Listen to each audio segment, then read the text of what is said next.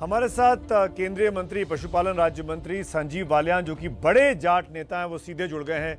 बहुत बहुत स्वागत है संजीव जी आपका एबीपी न्यूज़ पे। बड़ा हलचल है पश्चिमी यूपी में, क्योंकि पहले 2 चरणों का मतदान है। आप इस इलाके से आते हैं।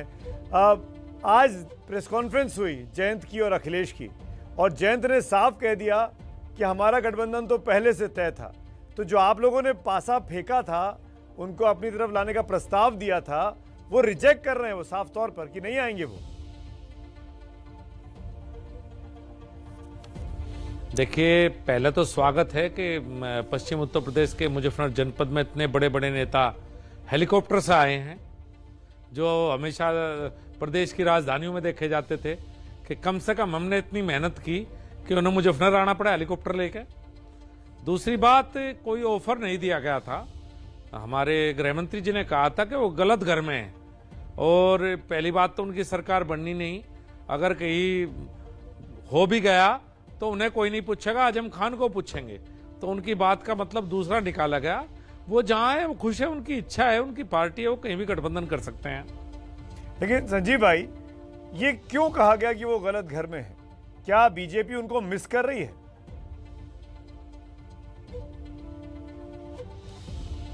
मिस तो कई बार करते भी हैं। वो पहले हमारे साथ रहे, 2009 में सांसद भारतीय जनता पार्टी के सहयोग से ही बने थे। उससे पहले चौधरी अजीत सिंह भी कई चुनाव भारतीय जनता पार्टी के साथ लड़े लगातार। बात ये नहीं, उनकी इच्छा, एक मिस की बात नहीं। वो एक जब भाषण देते हैं तो हम भी कहते हैं कि वोट आप गठबंधन में किसी दूसरे दल की वजह से कर दे रहे हो, तो भी अखिलेश यादव ही तो मुख्यमंत्री बनेगा। वो मुख्यमंत्री किसे बनाना चाहते हैं? अखिलेश यादव को। और देखिए, अखिलेश यादव हमारी पश्चिम उत्तर प्रदेश वालों की दुखती रग है। हम किसी को स्वीकार कर सकते तो अगर जयंत चौधरी नहीं कर सकते, बीजेपी को साथ हाथ मिला लें, ज्वाइन कर लें, तो क्या बीजेपी जयंत चौधरी को मुख्यमंत्री बना देगी? चौधरी चरण सिंह की विरासत को इतना मानती है बीजेपी, अपना मुख्यमंत्री ना बनाकर जयंत चौधरी को मुख्यमंत्री बना दे? अखिलेश यादव बना रहे हैं उनको मुख्यमंत्री, वही बना देंगे। हमें हमारे क्यों झंझट में डाल रहे हो सुमित जी? अखिलेश यादव उनको बना रहे हैं, वो बनना चाहते हैं तो वहां बन जाएं जहां हैं। मैं तो कैसे कह सकता हूं? मैं तो इतना बड़ा वो नेता नहीं हूं जो इस बात का जवाब दे सकूं कि भाई हम उन्हें क्या बनाएंगे। लेकिन अखिलेश यादव बना रहे हैं कि उनको मुख्यमंत्री। वो तो तय है कौन उस खेमे से कौन मुख्यमंत्री बनेगा। आपके यहाँ से जैसे तय है योगी जी बनेंगे, वैसे वहां से तय है कि अखिलेश बनेंगे। हमारे यहाँ भी तय है। नहीं, हमारे यहाँ भी तय, हमारे यहाँ भी तय है। तो आपके यहाँ क्या तो मुकाबला तो अखिलेश और योगी जी के बीच हुआ ना।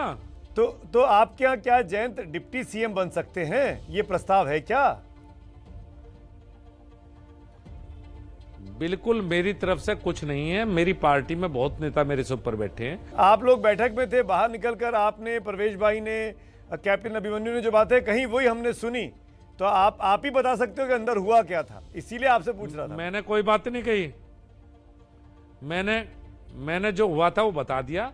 मेरे गृहमंत्री ने कहा था कि वो गलत घर में है, और उसके पहली बात तो उनकी सरकार बनेगी नहीं।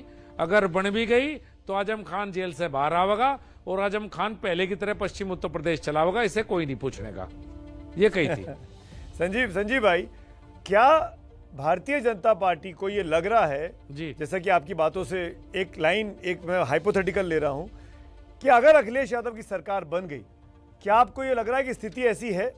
क्या इसीलिए जाटों का सम्मेलन करना पड़ रहा है? जाट समुदायों को अमित शाह मिल रहे हैं?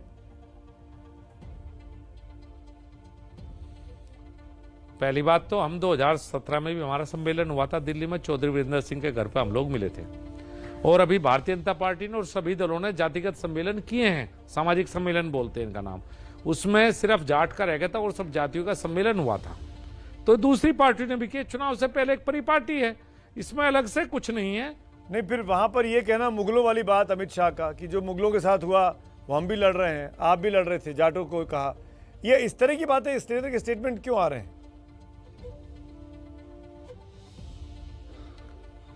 अच्छा, में गलत क्या है? दिल्ली को किसने जीता? दिल्ली जब से मुगल आए, महाराजा जवाहर सिंह ने दिल्ली जीती थी पहली बार। वो अलग बात है कि लाल किले का दरवाजा उखाड़ के भरतपुर लेके चले गए हमारे लोग, नहीं तो दिल्ली पर राज हो जाता। तो वो बात वहां से शुरू हुई, और इसमें गलत क्या है? इस कहने में मैं समझ रहा गृह मंत्री की एक बात क्यों पकड़ी जा रही है? भाई, जब हम किसी से बात करते हैं, भावनात्मक बातें होती हैं आपस में। मैं वही कह रहा हूं कि भावनात्मक मुद्दों की जरूरत क्यों पड़ रही है? अब तो 5 साल के कामकाज पर वोट होना चाहिए ना।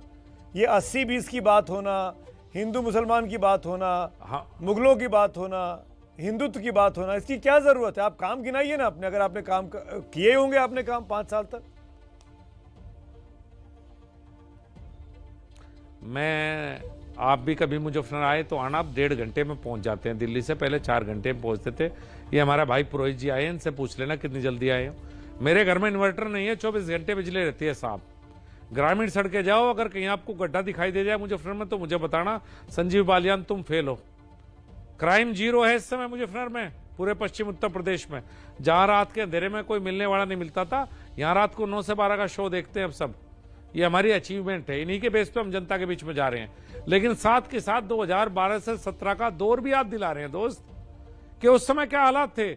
जब कंपैरिजन करोगे जब ही तो पता लगेगा कि हालत में बदलाव कितना है। वो तो ये भी कह रहे हैं, जो उन्होंने प्रोमिसेस किए कि हर फसल का एमएसपी तय होगा, 300 यूनिट बिजली मुफ्त दी जाएगी, किसानों को सिंचाई के लिए बिजली मुफ्त दी जाएगी। ये तमाम ऐसी घोषणा है जिसकी मांग किसान सालों साल से करते रहे। आप तो खुद किसान हैं, आपको मुझसे बेहतर आप जानते हैं। शायद थोड़ी सी बात मेरी भी पूछा दो अखिलेश यादव के पास। एमएसपी का अधिकार केंद्र सरकार के पास है, क्या वो प्रधानमंत्री का भी बन रहे हैं कि मुख्यमंत्री बन रहे हैं? एमएसपी कब से प्रदेश तय करने लगा? और 2012 से 17 यही मुख्यमंत्री थे। चावल और गेहूं की खरीद कितनी की देख लियो, 7 लाख टन खरीद थी पूरे उत्तर प्रदेश में से।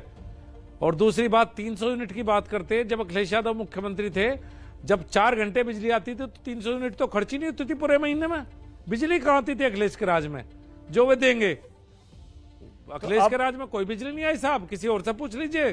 तो अब आपने तो कहा ना कि बिजली आती है आपके गांव में, अब तक तकलीफ नहीं है, तो आपको लगता है अखिलेश आएंगे तो बिजली कटवा देंगे, अंधेरे में भेज देंगे अपने अपने लोगों को? नोट छापने की मशीन लगा रखी है सफाई में अखिलेश यादव ने, कि सब चीज फ्री करके नोट छाप छाप के दे देंगे। उस मशीन में से हो सके हमें भी थोड़े नोट मिल जाए, जो उनकी मशीन लगेगी, सारी चीज फ्री दे देंगे। तो मशीन ही लगा रहे होंगे, और क्या कह सकते हैं। आपने कहा ये चुनाव मुख्यमंत्री के लिए है, प्रधानमंत्री के लिए नहीं है, लेकिन अमित शाह जी ने कुछ कहा था कल ही यही पश्चिमी यूपी में, सुनिए पहले उसको, फिर मैं आपसे सवाल करूं। जी जी, इस बार यूपी का जो चुनाव है, मैं आप सभी को कहना चाहता हूं, भाइयों बहनों युवाओं, ये यूपी के चुनाव को विधायक का चुनाव मत समझिए, किसी को मंत्री मुख्यमंत्री बनने का चुनाव मत समझिए। उत्तर प्रदेश का चुनाव आने वाले देश में भाग्य का, भारत के भाग्य का निर्णय करने वाला चुनाव। विधायक, मंत्री, मुख्यमंत्री नहीं, देश का जी। भाग्य बनाने का चुनाव है। देखिए, बनेंगे तो मुख्यमंत्री, लेकिन उत्तर प्रदेश से ही प्रधानमंत्री का रास्ता भी निकलता है, सबको पता है। हम इतने भारी बहुमत में हर बार इसलिए आए कि उत्तर प्रदेश ने जमकर साथ दिया। तो मेरे गृहमंत्री का आशय भी वही है कि अगर इस बार भारतीय जनता पार्टी की सरकार बनेगी तो 2024 में फिर उसी तरह का इतिहास दोहरा जाएगा जैसे 14 और 19 में था, और फिर 24 में भारतीय जनता पार्टी की सरकार बनेगी। पर तमाम सर्वेज ये दिखा रहे हैं सरकार आपकी बन रही है, लेकिन 100 सीटों का नुकसान एवरेज दिखाई दे रहा है संजीव बालियान साहब। जी, आपने भी देखे होंगे, पश्चिम में भी नुकसान है, पूर्व में भी नुकसान है। देखिए मैंने देखा है बिल्कुल। मैं तो एक बात कहता हूं कि ज्योतिषी तो हमें नहीं कि सीटों का हिसाब लगाएं, एक मूड सा होता है जनता का जो भांपते हैं हम लोग कि भाई क्या माहौल है, क्या मूड है। वो मूड मुझे सरकार बनाने की तरफ दिखाई देता है, और बाकी कितनी सीटें आएंगी ये तो रिजल्ट वाले दिन पता लगेगा। मैं जानना चाहता हूं क्यों नहीं समझा पा रहे हैं आप राकेश टिकैत, नरेश टिकैत और किसानों को? क्या संजीव बालियान निजी तौर पर फेल हो गए हैं?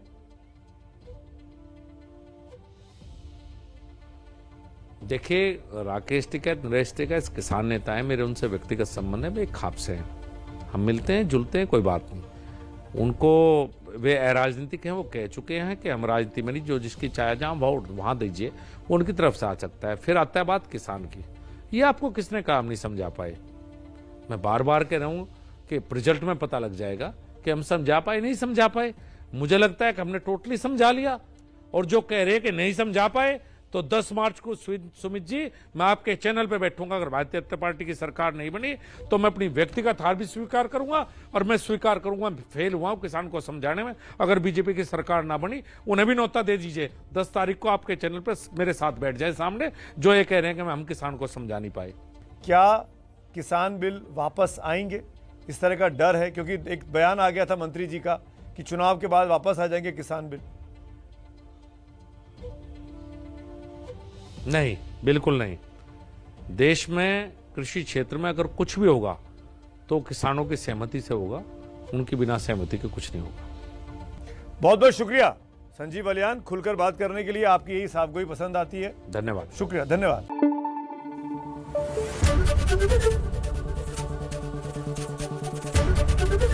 एबीपी न्यूज आपको रखे आगे।